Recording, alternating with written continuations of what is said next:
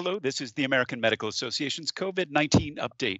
Today, we're taking our weekly look at the numbers, trends, and latest news about COVID-19 with AMA's Chief Health and Science Officer, Dr. Mira Irons in Chicago. I'm Todd Unger, AMA's Chief Experience Officer in Chicago. Dr. Irons, more movement, thankfully, on the vaccine front this week. Can you share the latest developments on vaccines? Oh, absolutely, Todd. It's been a huge vaccine week, and to be honest, it's going to be a huge vaccine month.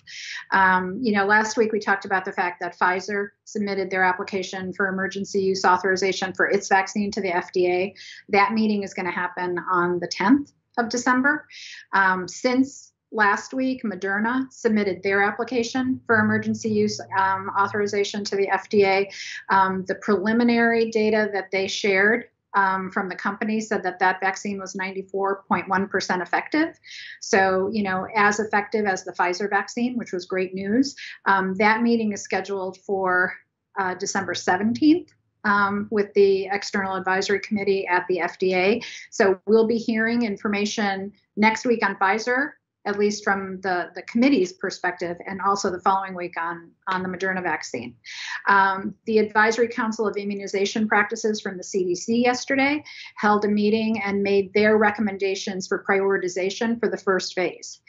We know that there are really going to be limited doses in December, and so their recommendation was that phase 1A be reserved for healthcare personnel, people at higher risk, healthcare personnel, and residents in long-term care facilities.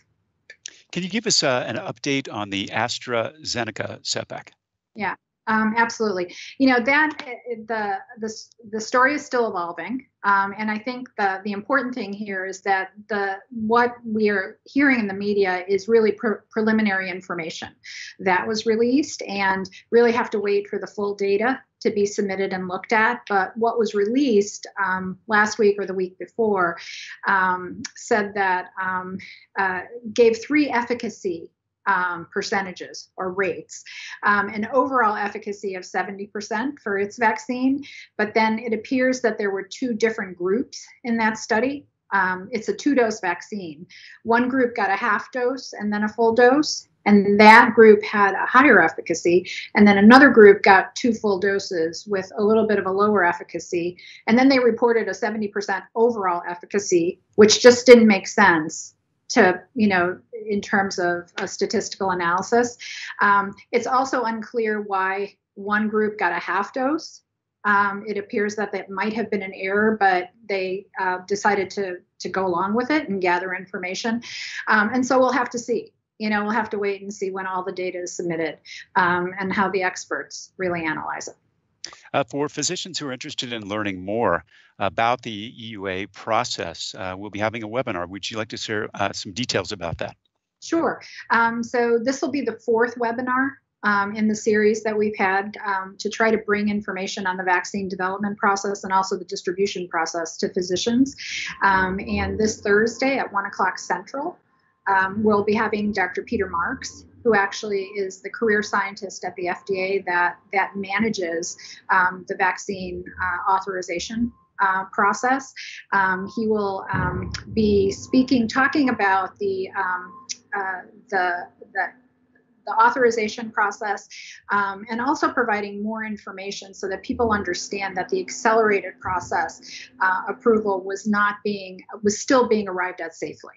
That there weren't corners that were being cut. It was still a rigorous approval it still will be a rigorous approval process.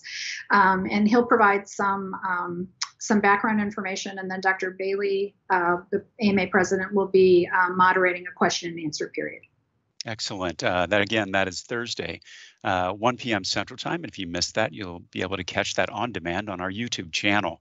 Dr. Irons, let's now turn to the numbers. We could say that the vaccine cannot come fast enough because we're seeing just a pretty bad trajectory here. Can we go over the trends that you're seeing at this point? Absolutely. This is what we were worried for. Remember that last spring we kept talking about the fall? And the fall has come. So the numbers earlier today, 13,783,886 people diagnosed. We know that the estimates are that for every person diagnosed, there are probably 8 more that haven't been confirmed, and 272,009 people have died in the United States of COVID-19.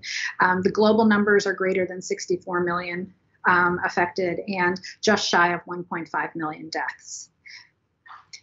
So we're looking at quite a bit of our 7-day average of I guess 176,000 reported cases last Wednesday. So this is earning the new surge on surge terminology.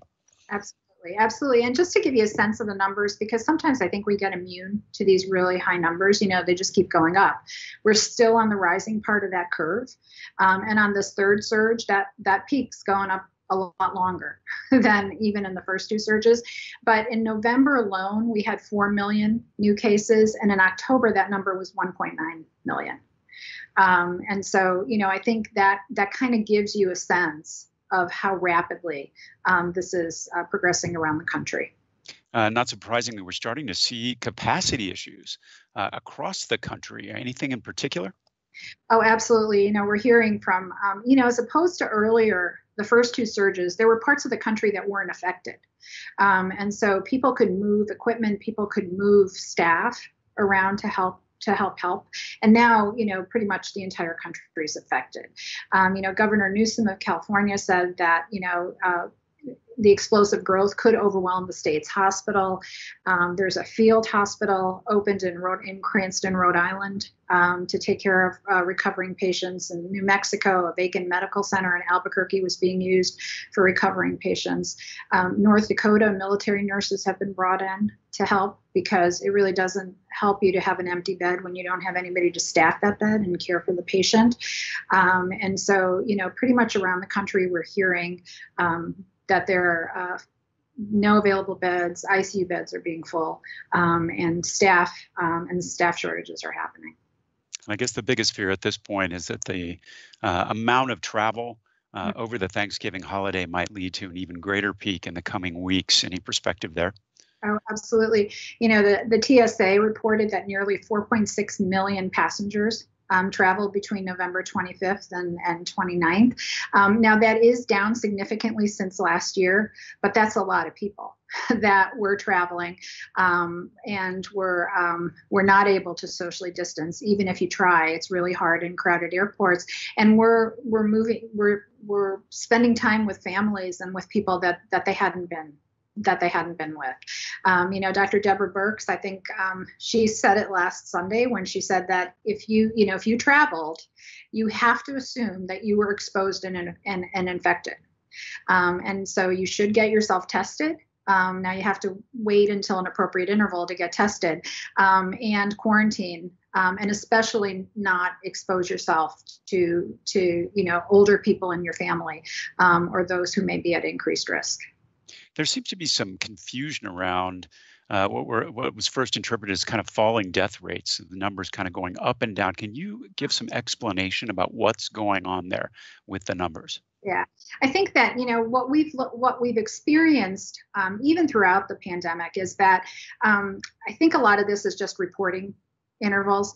We always see that the numbers seem to be lower on Saturdays and Sundays. And then they seem to go up on Mondays. And I think that, that's why when we look at the numbers, we've been looking at 7-day averages, because it gives you the best idea of really what's happening. And it could be that some of the differences just had to do with decreased reporting over the Thanksgiving holiday. Well, in other news, we've got some updated guidance from the CDC. Can you outline what's new there? Yeah. So, the guidance up until now has been that people that have been exposed or in close contact with someone with COVID should quarantine for 14 days.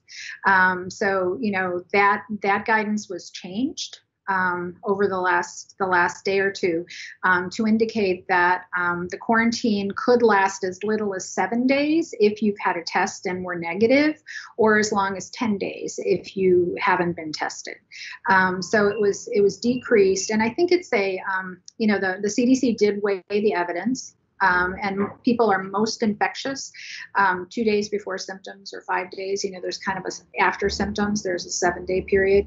And also, I think they looked at the fact that many people just can't quarantine for a full 14 days. So that if you're able to have more people quarantined for a shorter period of time, especially taking away those final days when you're less likely to transmit, it may be better off in the end.